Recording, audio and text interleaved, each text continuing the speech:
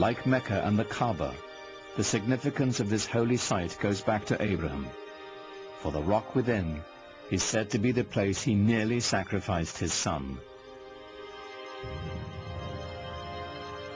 It was built to rival the nearby Church of the Holy Sepulchre, where Jesus was said to have been buried. What's extraordinary about the Dome of the Rock is how perfect it is. People revered this site as some place that was holy to Abraham and to Isaac. Imagine, if you will, these new guys coming in and taking over this piece of prime real estate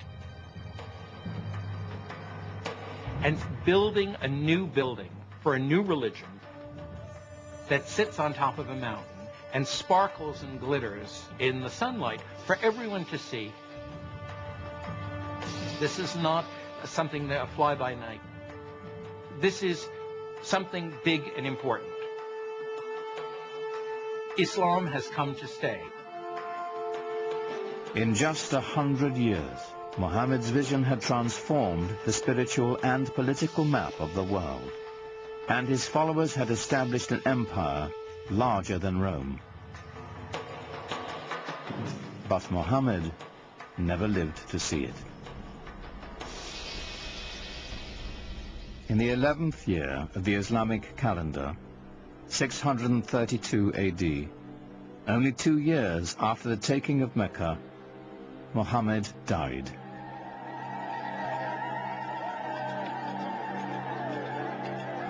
Medina fell into despair.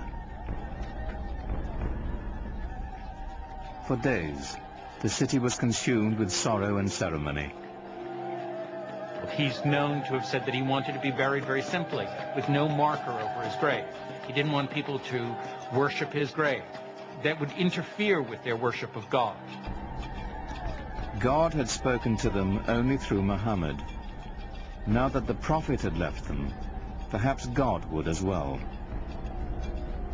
Muhammad's death set up a crisis in the young Islamic community. The question of succession was the first thing that really occupied people's concerns. At this point, there was a divergence of opinion as to how the community should go about choosing a new leader. According to the Shiites, the faction, the Shia of Ali, Muhammad had indeed designated Ali, his son-in-law and cousin, as his successor.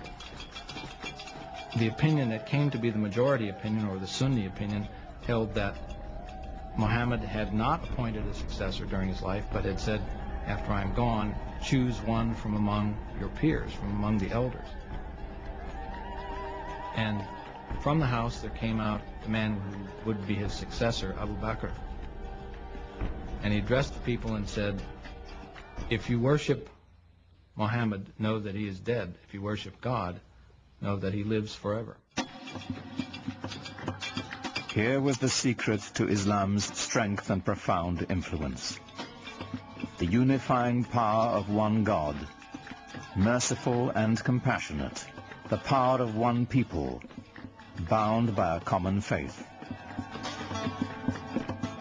Muhammad did not lead the conquest or create the empire to come. The transforming power of his message did. Out of that message would spring a font of knowledge that would transform humanity, as Islam continued to spread its reach far and wide.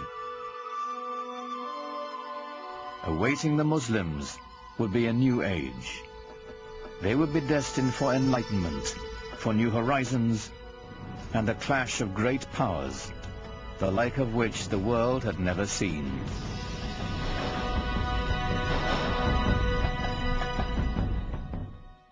During the 7th and 8th centuries AD, a powerful new faith was about to change the world, the faith of Islam. Its followers launched a conquest not only by the sword, but with the power of ideas. 200 years after the death of Muhammad, his message and the new Arab empire were transforming 3 continents. Now comes a new empire, a political new configuration. driven by a religious, newly defined civilization. This new civilization expanding beyond its own dreams within a period of very short time. Literally, the largest empire civilization had ever known.